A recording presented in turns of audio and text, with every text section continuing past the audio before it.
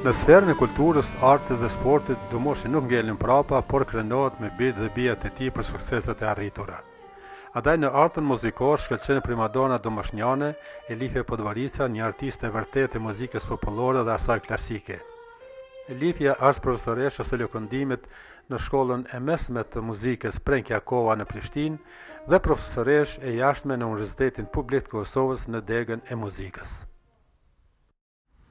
Zonja Elife, mirë se erdhët në emisionin tonë. Faleminderit shumë. Nëse më lejoni fillimisht ta përshëndes këtë iniciativën tuaj që të bëni një emision dokumentar për katundin tonë Dumoshin dhe i cili mendoj se do ta ketë vlerën e tij të jashtëzakonshme, të madhe, e të cilën mendoj që gjeneratat e ardhshme do dinë ta vlerësojnë si një lloj dokumentari dhe si një lloj historie të fshatit tonë aty. Si kuadër muzikor, me duket se edhe natyra ishte ajo që e përcaktoi, do me thënë rrugtimin tim artistik, dhe natyrisht një rrugë artistike dhe një artist nuk mund të krijohet vetvetiu, po që se thjesht nuk e ka një lloj tradicioni, një lloj rrethi ku e mbështesin dhe e kuptojnë në shkollimin e edukimin e tij, dhe unë mendoj që pikërisht bazat dhe ata hapat e parë të cilët unë i kam trashëguar dhe i kam marrë, ka qenë pikërisht katundi ynë Dumoshi. Janë këto vitet e 70-ta, ku po të krahasohet me ditët e sotme del se aty ka qenë një jetë jashtëzakonisht e begatshme, kulturore artistike. Ka qenë e formuar shoqëria për parimin, në të cilën kanë qenë të kyçur shumë talent, këngëtar të cilët kanë dhënë kontributin e tyre te gjeneratat e reja, siç ishte puna ime, dhe në përgjithësi në fshat, do me thënë, e kanë krijuar një jetë kulturore, jo vetëm në aspektin e muzikës, po ishte krijuar dhe grupi i dramës, i cili ishte po ashtu shumë aktiv, dhe në atë kohë mund ta paramendoni kemi pasur koncerte të ndryshme në për të gjitha trevat e Kosovës, në katundin tonë e kështu me radhë. Kjo e mundsoi mandej edhe krijimin e kuadrove të tjera, dhe kur e flas aty për mbështetjen dhe për model, do me thënë, që të gjeneratave të tjera, të kuadrove të tjera, sepse katundi ishte i vogël me 2-300 shtëpi, mirë po kishte shumë jurist, avokat në të ardhmen, këngëtar, shkrimtar, sportist e kështu. Me siguri ju ato do t'i cekni vetë, ndërsa sa për këtë rrugës sime mandej të shkollimit tim, hapat e parë, do me thënë, i mora në katund, dhe edhe aty e pata një fat shumë të madh, sepse mësuese kisha një mësuese, e cila sot nga kjo perspektivë më ngjan si afërdita përsëri në fshat, sepse nuk ka pasur shumë mësuese në treven e llapit në atë kohë, sidomos në për fshatra. Kjo ka qenë një hyrje maqastena, e cila thjesht ma ka dhënë atë edukimin e parë, të cilën e falenderoj për gjithmonë në jetën time të më të tjeshme mandej. Pastaj e kam vazhduar në Podojev, me që nuk ishte shkolla e mesme. Aty kam vazhduar në shoqërinë Josip Prela, ku kanë qenë gjithashtu të kyçur shumë figura që kanë dhënë kontributin e tyre artistik mandej në sfondin e muzikës në Kosovë.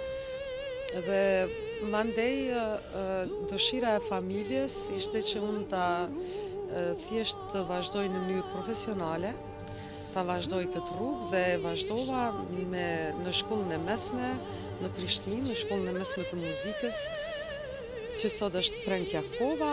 Aty i kam marrë, do me thonë, njohuritë profesionale, i kam vazhduar me Akademinë e Muzikës në Prishtinë, dhe kam qenë pas kryerjes së studimeve, kam filluar punën në korin e atëhershëm të Radio Prishtinës, si solist aty, ku mund të them që ka qenë një punë shumë e mirë, një kolektiv shumë profesional, kompozitor tanë të njohur, të ndryshëm, por me që situata ishte se ishte vitet 80 pas demonstratave, atëherë në mënyrë të dhënshme dolëm nga puna dhe u dash ta ndërprinim këtë rrugë dhe këtë kontribut artistik për Kosovën dhe unë e pata fatin që mandej të vazhdoj në Sloveni, atje me që bashkëshorti kishte studiuar,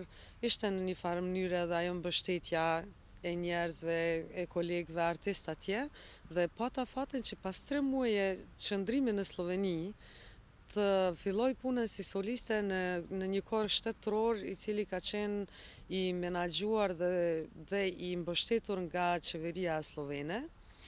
5 vjet, pastaj pas atyre 5 viteve që ka qenë një jetë jashtëzakonisht e begatshme artistike në për gjitha qendrat operistike, koncertale të Evropës, jo vetëm në Sloveni, me dirigjent më të njohurit botëror e kështu. Me që isha nënë e 2 fëmijëve të vegjël, atëherë e pashtë arsyeshme që thjesht ajo karriera ime dhe përmbushja profesionale më tutjeshme ta gjej veten si profesoreshe muzikës në një shkollë muzike Frana Gerbic, e cila ka pas traditë shumë të gjatë dhe e cila më ka ndihmuar shumë që të marr njohuri në aspektin pedagogjik dhe i cili pastaj thjesht më ka ndihmuar që atë kontribut dhe krejt atë përvojë që e kam fituar atje të kthejmë dhe ta jap në Kosovë. 5 vite domethënë kanë qenë ato. Atje kam lanë një gjeneratë të tërë nxënësisht, disa prej tyre janë tash emra të njohur nëpër gjithë botën, e cilët me shumë krenari duket që e përmendin emrin tim si pedagogja e parë e tyre.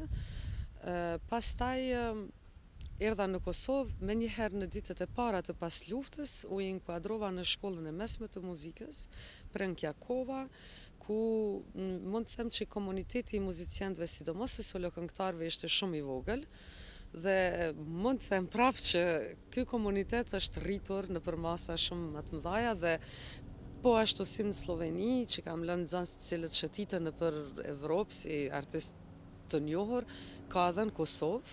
Kemi plot emra të cilët tash e përfaqësojnë Kosovën në ato suazat më të larta artistike. Mirë, si arritet ju të shkoni në Sloveni edhe të bëni e njohur për atë shtet? Si ju pritet ju atje si një kuadër, për shembull, një shteti ose atëherë si quhet një krajine? Se se tek ne ka talent bukur shumë të mëdhej, por nuk kanë mujt, nuk kanë pas mundësi të plasohen, ta quajmë ashtu. Slovenia edhe ashtu ka qenë republikë shumë e avancuar se republika tjera të ish Jugosllavisë dhe fatbarësisht historikisht i kemi disa pika ku takohemi, ku takohen interesat tona të përbashkëta të slovenëve dhe të shqiptarëve flas në atë kohë, dhe me që e dinin situatën se çfarë qëndron në Kosovë, e kishin një simpati të veçantë për shqiptarët dhe një interesim që të na ndihmonin.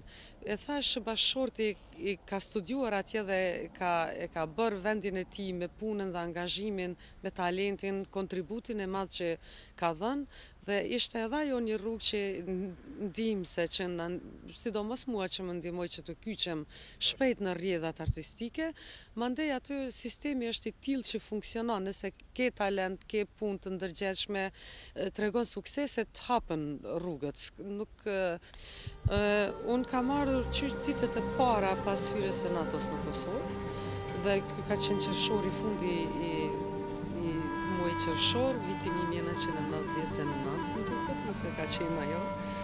Dhe thjesht unë e thash më herët që e kam filluar me njëherë në shkollën e mesme të muzikës, Prenkjakova, pastaj kam dhënë kontributin edhe në këto të tjera të institucione artistike, edhe në Filharmoninë e Kosovës, ku kam qenë tërkohën angazhuar si soliste, mandej në Universitetin Privat të AB-s, në Universitetin Shtetëror të Prishtinës, ku edhe aktualisht jam e angazhuar si profesorisht e jashtme, e kështu me radhë.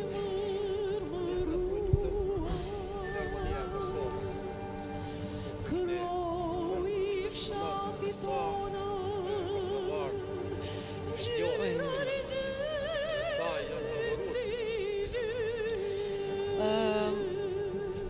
Filharmonia e Kosovës ka filluar menjëherë në vitin e parë të pasluftës. Ka qenë e formuar me një 16 instrumentist, aq sa kanë qenë për momentin në Kosovë.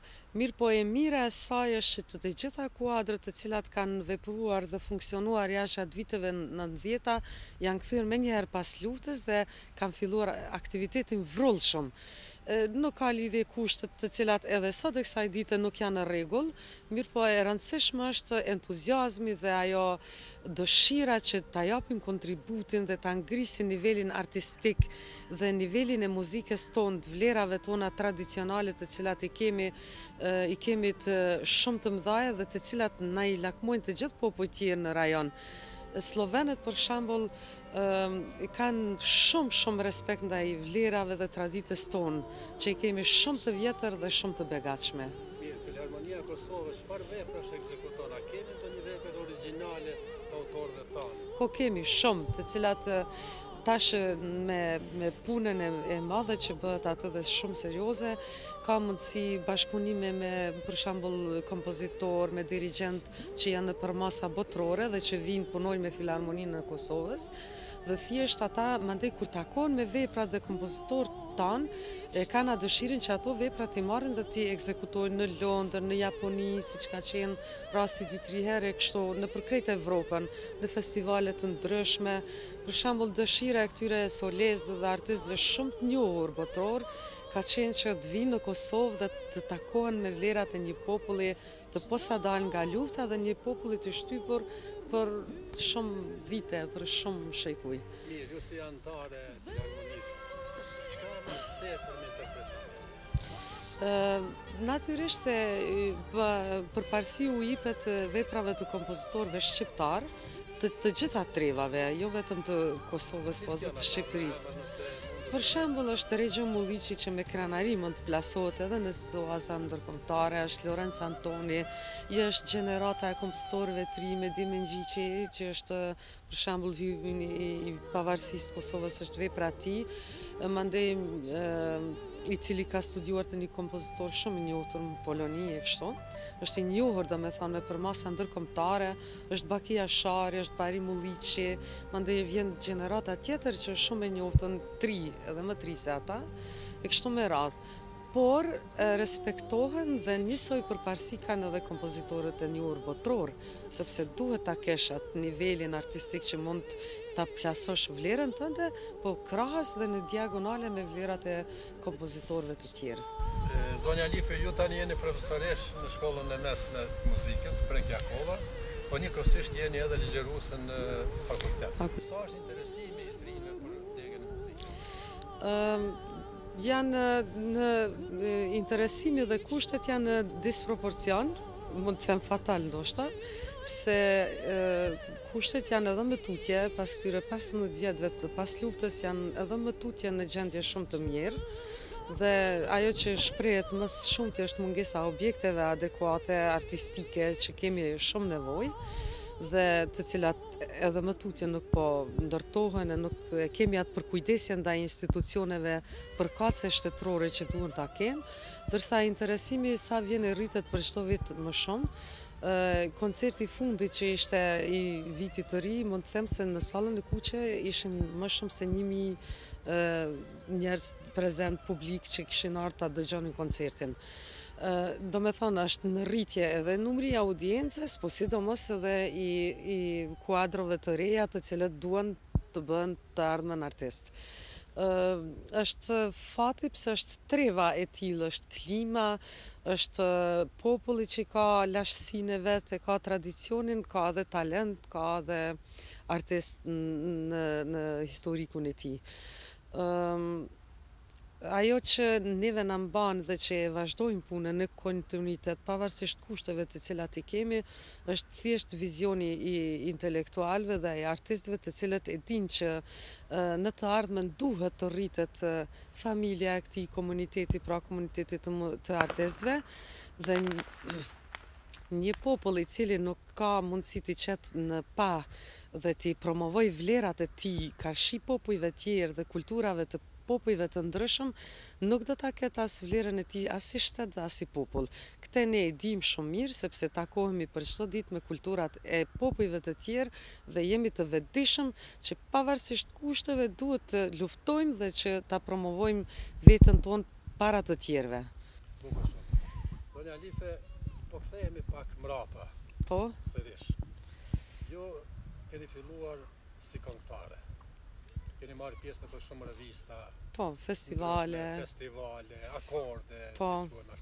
Në thuj për herë të parë, ku jeni paraqit para publikut edhe cilën kohë?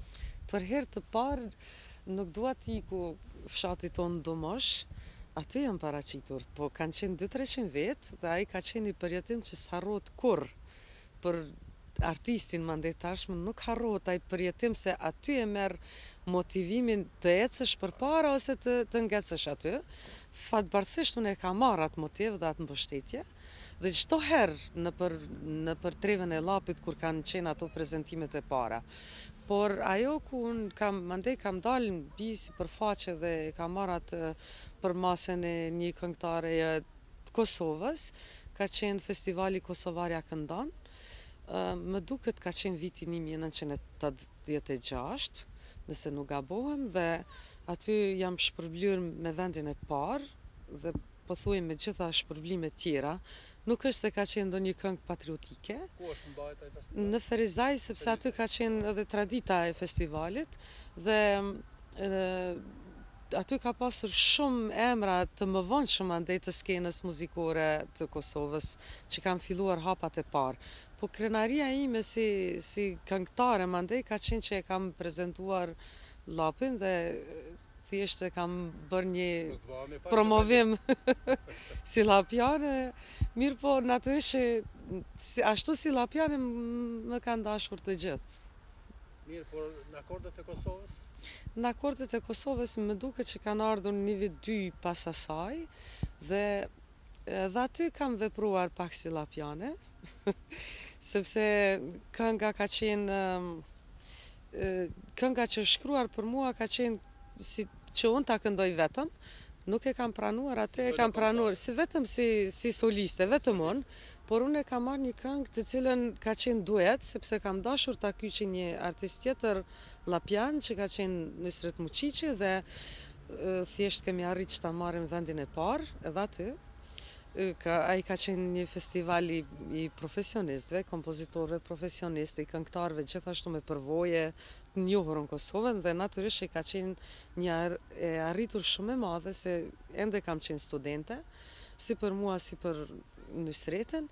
Mirë po problemi ka qenë që pas kryerjes festivalit, teksti sikur ka përmbajtur në veten e tij një motiv ose një mesazh të cilën në atë kohë dhe në ato vite nuk kemi mundur ta shprehim haptas dhe në një farë forme kemi pasur një problem nga organet e pushtetit atëhershëm pse kemi thënë diçka që nuk do duhet thuaj e kështu me radhë. Aty ka qenë në pyetje ardhja pranverës, bashkimi ashtu e kështu e mirë po me rëndësi është që njerëzit e na e kanë kuptuar dhe thjesht e kanë përkrahur deri në fund. Para se të mbahen shembull festivalet, por edhe akordet e Kosovës, natyrisht që ka pas një juri. Po. Ka qenë një juri profesionale, e cila ka përzgjedhur edhe tekstet edhe meloditë. Kush kanë qenë ata njëri, për shembull ata kompozitor, ata autor, ndryshëm në kohën kur ka ekzistuar si Kosovarja, si akordet e Kosovës?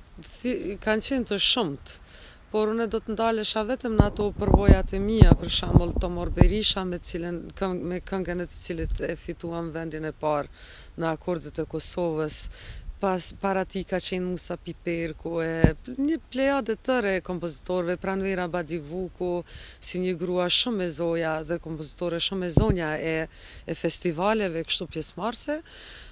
Mund të them që kriteriumet kanë qenë shumë të larta se që janë fatkeqësisht sot, është përzgjedhur pikë pari muzika, çfarë melodia, a është ajo, a përkon me vlerat tona tradicionale, popullore, a mos është e huazuar nga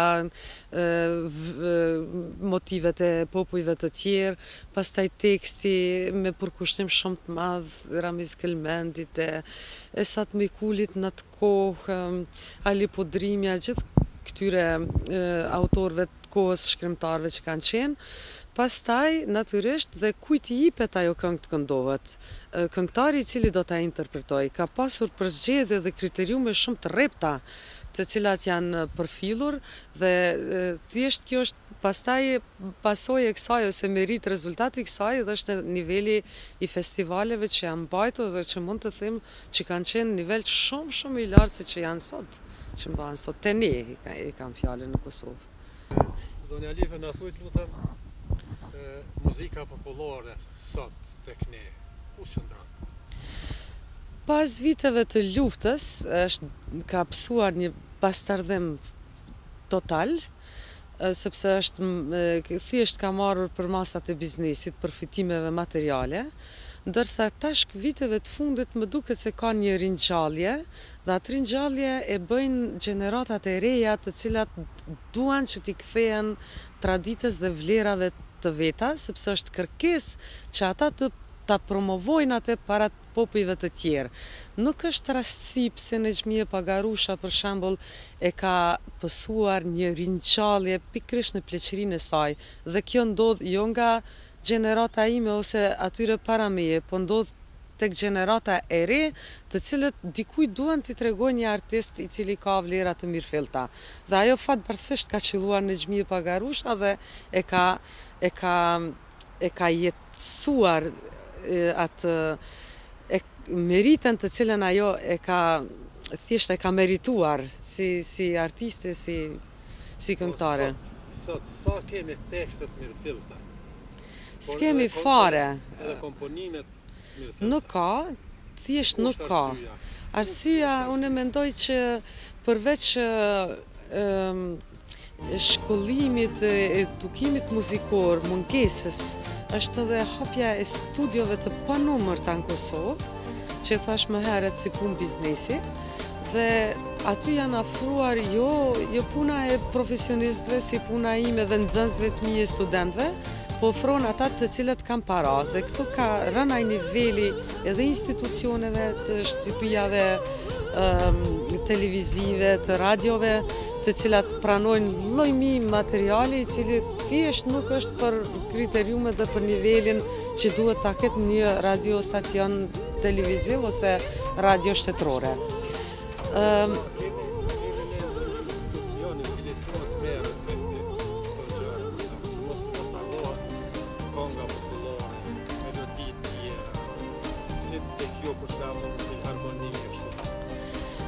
Tjetër që duhet ta ketë, mirë po thjesht nuk e ka për momentin, dhe unë shpresoj që trit do t'jenë ata që do t'i rikthejnë vlerat dhe do t'ikin për kësaj.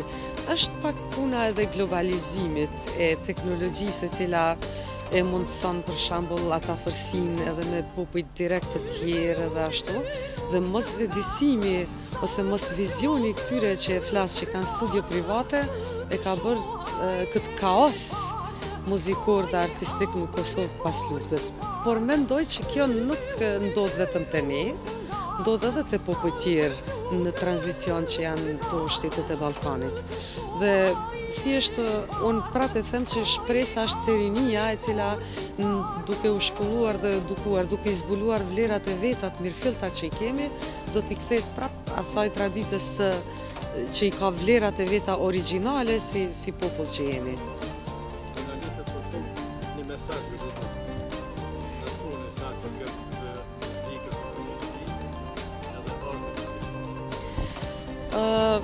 Muzika thjesht përfillet tradita e popujve të lashtë, të cilët muzikën e kanë paraparë edhe në për ato fushat e ushtrisë, lëre më fushat e mjekësisë, astronomisë, gjitha ato, të përfillet, të respektohet, t'u jepet mundësia fëmijëve qysh të vegjël me qenë institucionet artistike, muzikore, profesionale, ku jepet mundësia që të vinë dhe ta provojnë veten e tyre, thjesht nëse kanë mundësi mandej më vonë në jetën e tyre që të mirën me muzikë, që kanë talent.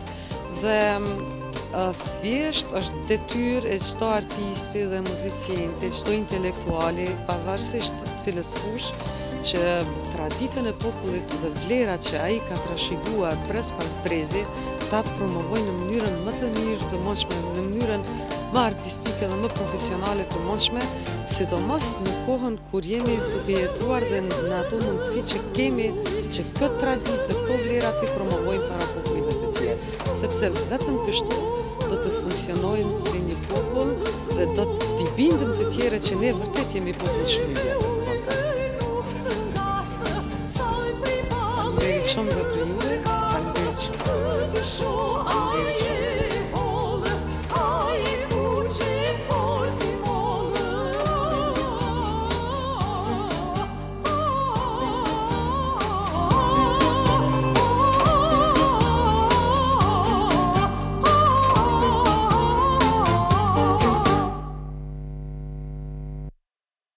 Po ashtu në zhëndën e muzikës popullore shuhet edhe një domoshnjan, i cili me talentin e tij bëri të merrë shumë kompozitor për të ftuar në shumë manifestime kulturore dhe festivale si Akordet e Kosovës e tjera. Ka një mari këngësh të incizuara në Ish Radio Prishtinë, e të cilat edhe tani kërkohen nga dëgjuesit e adhuruesit e këngës së mirëfill popullore që transmeton Radio Kosova. Jam Shajn Paçarata, vi nga fshati Dumosh, atje dhe kam lindë dhe kam kryer një pjesë të vogël të shkollës fillore. Pastaj kemi shpërguar në Prishtinë, ku kam vazhduar shkollimin e matutjesh. Me këngën kam filluar qysh në moshën e re, por kryesisht në skemë kam dalë në vitet 1968 me një shoqëni kulturartistike të shkollës së Biliqit, punëtori. Aty kam qenë si këngëtar edhe si moderator e asaj shoqërie. Pastaj kam kaluar në shoqërinë tjetër, qytetit të Biliqit, ku nga ajo shoqëni edhe jam afirmuar ma gjerë dhe kam marrë pjesë pastaj në shumë festivale. Njeriu i parë i cili ka shkruajtur për mua dhe është interesu për karrierën time ka qenë Vebi Shabani, i cili në zërin e rinis e bëri një biografi për mua. Pastaj në vitin e 1973, në festivalin Kosova e këndon, isha si musafir i festivalit femnor. Aty merrshin pjesë vetëm femrat. Në atë kohë, kritik i muzikës për gazetën atëhershme e Lindja ishte Jusuf Gërvalla. Pasi që dola në skemë, i këndova 2 këngë të bukura dhe ai më bëri një lavdat shumë të madhe, kështu që të nesërmen producenti Radio Prishtinës më thirri dhe më angazhu për Akordet e Kosovës në vitin 1973. Në Akordet e Kosovës këndova këngën me Liliana Çavolli, një duet, i cili u prit mjaft mirë nga publika atëhershme. Pastaj mora pjesë edhe në 5 akorde me radhë, 5 festivale me radhë, 1974, 75, 76, 82. Gjatë këtyre viteve, prej vitit 1973 deri në vitin 1983, do me thonë 10 vjetë, ka marrë pjesë të shumë festivale anë të Jugosllavisë atëhershme, po edhe në Kosovë, po edhe jashtë vendit, kam shkuar në Gjermani lindore. Në vitin 1982, një këngë e imja ishte hit e atëhershme, dhe në vitin 1983, pas rastit të vdekjes e babait, fillova gradualisht me la muzikën, pse muzika atëhershme, kënga popullore ka qenë këngë popullore, e jo sikur tash e tashmja që është këngë jo popullore, një këngë talava. Në vitin 1983 definitivisht u ndava muzikën dhe vazhdova jetën time Zotë Shërin, juve gjithmonë ju kanë ftuar akordet e Kosovës. Kush kanë qenë autorët e këngëve që ju janë ftuar?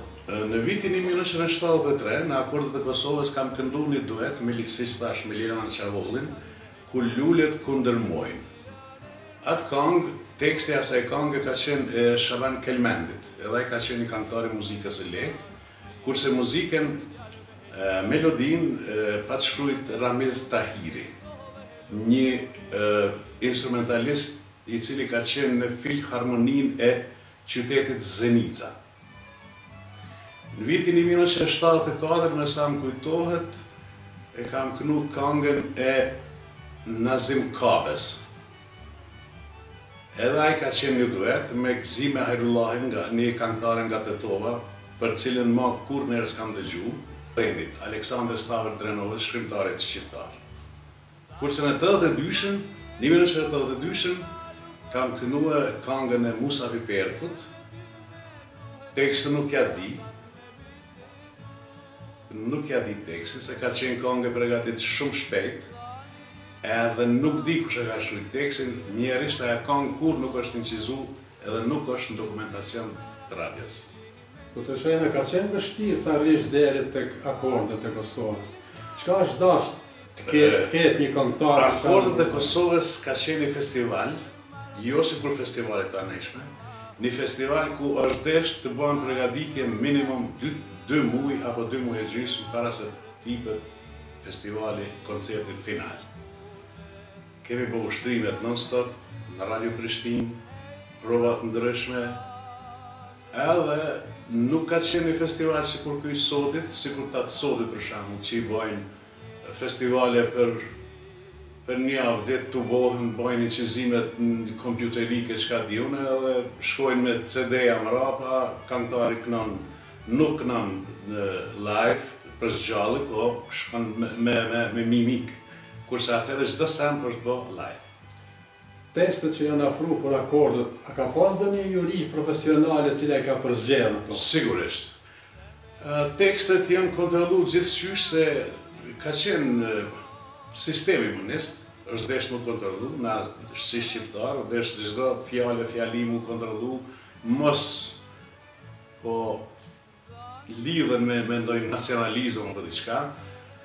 Mirë po, edhe festivali si festival ka qenë edhe deri diku shpërblimet kanë qenë thuje dedikume sikur se vetë partia që e ka dhe shtetin. Që shembull, për shembull, nëse prej 16 këngëve në festival kanë marrë pjesë një këngë turke apo një këngë serbe, gjithsesi një shpërblim është desht me anda këngës turke apo serbe, ose me nda vend në dytë, pavarësisht për sukseset edhe... Pavarësisht ajo ka qenë të themin thojza vllaznin bashkimi atëherë. Kjo është. Ju keni qenë edhe ndari dramas gjatë shkollës së mesme. Po. Njëkohësisht je edhe një humorist jashtëzakonisht i mirë. Na thoni diçka e lutem. Kam thënë sa për humor, po është puna që kam pas ambicie edhe në dramë. Jo ambicie, po kam pas, më duket e kam pas një talent. Qysh më kanë thonë. Kemi lujt një dramë, Nora, më duket. Regjinë e asaj drame e pat vunë s'ken artisti njoftën Kris Berisha, indjeri. Edhe unë kam pas lujt një rol ashtu begit mirë, si prindin e Norës, nëse është ashtu, s'po kujtohen bashkëmije senit, sa kjo ka kanë kalu 22 vjetë. Masë në disa recitale, kështu, ka marrë pjesë disa seni. Njerë pa ta konkuru edhe në konkurs për mu bo student i Akademisë të Arteve. Po mirërisht, unë isha njeri pa shpinë, njeri që nuk kam desht fort mu imponu, edhe u pranun disa që kanë qenë disa dështumë si artistë. Mirë, për fund në thuj, ku qëndron sot kënga popullore në fjert? Mjerisht, kënga popullore sot është nuk qëndron kërkut, askund. Vetëm një shembull me marë, nëse shkon një darsën, musafir në një darsë. Nëse këndohen, janë 200 musafir. Nëse këndohen këngët popullore, të mirë filta, këngët e vjetra popullore, asnjë dasmor nuk lëviz vendi, po vetëm i sheh duke ngrënë, duke pi. Momentin kur fillon saksafoni në atë ritmin jevg, turbo folk, të gjithë ngritën këngë. Do me thonë, vetë vetiu populli nuk e njeh muzikën tonë shqiptare, popullore, mirë fill popullore. Këto është. Po të shajmë për fund, në fund një mesazh ju lutem saj për këtë të rive për këngën popullore. Është mirë që ne flasim për këngën e mërfill popullore. Është mirë që të rit duhet gjithsesi që vlerat e këngës popullore duke u bazuar në të vjetrat, edhe nëse bëjnë ndonjë përpunim, mos të humbin atë thelbin e këngës popullore. Po zakonisht të shkojnë në këngën popullore, qytetare, e jo në disa këngë me një ritëm 7-8 për shembull. Çdo këngë jam gjendje sot me të nduar, vetëm veshin të ndëgjoj këngë të reja. E kanë një ritëm, një melodi thuhet njëjtë, tekste bastardume, e kështu. Unë i kisha lutë, posa qërisht kompozitor të rinj, se këta vjetët e kanë lënë, mos nuk po komponojnë, nuk janë komercialista, këta kishin vetëm e komponu tamam si duhet. Jeta kulturore artistike nuk mund të thuhet se është e organizuar mirë në Domosh, edhe pse fshati ka shumë të ri. Deri vonë ka funksionuar grupi folklorik Domoshi i themeluar Shumati, grup ky që është prezantuar në shumë manifestime kulturore, e veçmas në revistën folklore të Burimor në Vllogos dhe ka arritur suksese të lakmueshme. Në kësi manifestimesh dhe organizimesh ka performuar edhe humoristi, moderatori i shquar domoshnjan, Gani Podvorica alias Mr. Gani, tani autor i emisionit Oda e Allatit, emision ky shumë i dëgjuar që transmetohet çdo të shtunë në radiovizion në Poduje në ora 21. Në thonë drejtën para lufte ka qenë deri diku aktive. Ma shumë organizimet besa kemi bo me rinin e fshatit edhe në për Oda, po ka pas edhe në për festa, për shembull, festa flamurit, disa festa për vitri, për diçka. Jemi mbledh. Ka qenë një organizim, nuk po thëmë ashtu shumë, po edhe nuk ka qenë shumë pasiv. Kemi pas dikun deri dikun organizime, sidomos në për Odat e fshatit, i kem në rrugë besa Odat një natë atje, tash po bëjmë i cek me emna në cilat Oda, aty apo këto, po faktikisht ne kem fillu atëherë edhe me folklor, me këngë patriotike më marrë, qysh ma heret, edhe me loj filgjonas besa i kem trashigu për i të parve, edhe kem lujt shumë, edhe një Odë besa 50 vet, 40 vet, krejtëri. Po i kem ditë edhe ato loja, ato të këngët, qysh me knua, qysh me gjetë ato testen, qysh me ra sene, o kultivua jo punë këgja shumë, sidomos kohëve dimnit se veres ma nuk e kemi pas kohë e dimnit, ashtu kemi pas deri,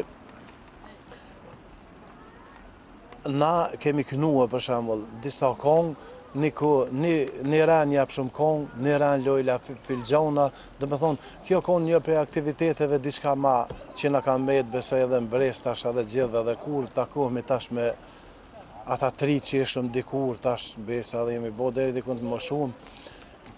Gjithë besoj e përmendëm kështu me nostalgji atëfar kohë, me të vërtet ka qenë një kohë. Ka qenë një harmoni shumë e madhe ndër pjesënore.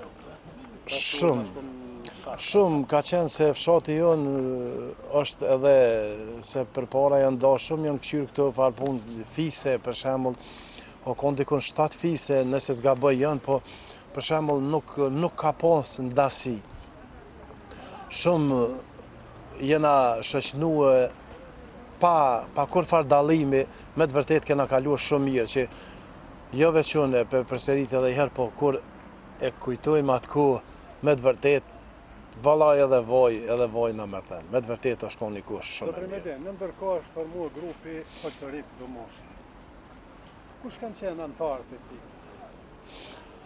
Po thonë drejtën, antarë kemi qenë disa, po disa me etapa, po faktikisht si themeluesi i grupit kam qenë personalisht unë, pastaj me vllaun Shemsiun, ka qenë Hakif Megjani, i cili është në Gjermani tash, është punon atje. Këta kemi qenë për fillim. Pastaj kemi angazhuar dikur një kohë edhe mentore Jupin me violin, Ilir Hoxhen, faktikisht e kemi bo një grup për dashma dhe me të vërtet kemi qenë për atë kohë shumë atraktiv. Edhe jemi konë shumë të kërkuam. Kohët kanë ardhur ma vonë edhe kanë ndryshuar besa ka pak. Koha ka qenë për shembull dikush o dalë, për shembull koha dikush o dalë, është kohë jashtë vetë, ka pas ndjekje, ka pas pej torturime, pej regjimit për shembull, ka pas cenzura për shembull për kong, jemi shku për roda besa, nuk jem konë të shlirë me kënu disa kong, ka pas njerëz që jemi tut pej tyne, po me gjithat shumë herë edhe qaq me euforike në kënu besa dhe ato kong se nuk i kena nalë, hiç mëre të bohet, qka të bohet, nashta kem pas edhe pasoja për asoj punë në herë, po faktikisht aj vullneti nuk na ka nalë. Po du me thonë, këta jemi konë, për fillim, e ma vonë një pjesë, e kemi angazhu edhe i merë Podvoricën e cili gjinde në Gjermani tash, me gjithse, a i ma vonë në bo edhe faktikisht një farë motori i grupit në ka shty një farë aspekti, edhe mas lufte, dhe me thonë, s'na kalon munda për kësaj pune, gjdo herë është interesua, me gjithse a i tash është në Gjermani, po sa herë vjen, gjithë interesohet edhe mundohet me mishe me shpirt me mos me nalon më shu grupi. Llapi ka pasur stilin e vetë të ndimit, apo si e quhen populli rakam. Dhe nuk është përzirë kur në rakame tjera. Jo sikur e keni një stil tjetër tash të kënduarit. Thonë drejten, Llapi ka pas në komin e vetë, kanë kënu shumë këngëtarët e vjetër, Lapashticës, besa, kanë kënu disa tjerë kanë qenë, s'po dhja, s'po mëjtë nashtë edhe me emën, s'po më kujtojnë për më Kërtok, Tisuf Kërtoku që janë këtajnë, disa tjerë, Pertica, Batllava, ta kanë qenë pak ma vonë, po kanë pas më të vërtet ta komin e vetë edhe një farë melosi, burimor onëve tona. Personalisht, kam qenë gjithë udhëheci i grupit edhe jam munue me mishe me shpirt me shkua diqysh një farë mënyre tonën, kënimit kongës. Personalisht veti ku marrë kongë, ti ku më dhëhet qka po kënojnë aqysh tek, edhe i ku marrë kongë për shambull për rapsodve tjerë për shambull që kanë kënue. Edhe për grupeve tona për shambull, Batllave, Hertice, ka pas edhe për onëve tjera. Një kongë, po, e kum shkrua për shembull, e kum marrë tekstin, po nuk e kum ngua shumë, po du me thonë, me mu imponua ajo mënyra e këndimit atina, rapsodit. Pavarësisht jo që se kum pëlqyje mënyrën e tina të këndumit, po kum pas në qefin, dëshiren me kriju diçka, tonën personale. Po të regoj, në para luftë dikun këna marrë pjesë në revistën folklorit, burimor, Glogovci atëherë o thirë, dikun ja 3-4 herë kena marrë pjesë para lufte, mënyra ka qenë kështu, indjeri etnomuzikologu Batir Shehulli, ka qenë motor i kësaj pune, dhe më thonë, lokomotiva e kësaj pune, a i ka shku në për gjdo komunë. Edhe ka pas datën e caktume, edhe në komunë jënë, se cilën për shembull kanë në komunë Podjeves, ato e kem ditë na ku janë ardhur, jemi shku me programet tona, unë për me shoqënie, gjitha shoqëni që kanë marrë pjesë, po edhe grupe rapsen. Faktikisht ajo ka bos përzgjedhjen e grupeve, 2 grupe, një shoqëni, një grup, ose 3 grupe, pej secilës. Profesionale ka qenë etnomuzikologu Batir Shehulli, ai doktor i kësaj pune. Zotri Medin, ne falenderojmë shumë se gjatë të kohës të bashkëbisedojmë edhe të vokojmë pak të kaluarën tuaj. Ju falenderit edhe juve, zotri Vehbi, dhe është shumë mirë për juve që nuk i leni këto sene, do me thonë, për mu harrua, për shembull të fshatit, se gjithë ajo nostalgjia për vendin tonë është, edhe faleminderit për juve, mas pari që je interesu për këtë punë, edhe nuk i len këto sene, do me thonë, në metë mrapa. Ka shumë tri që tash fëmija mi për shembull, dikujna marrin, ngojnë këto sene, e shohin, edhe faleminderit për juve.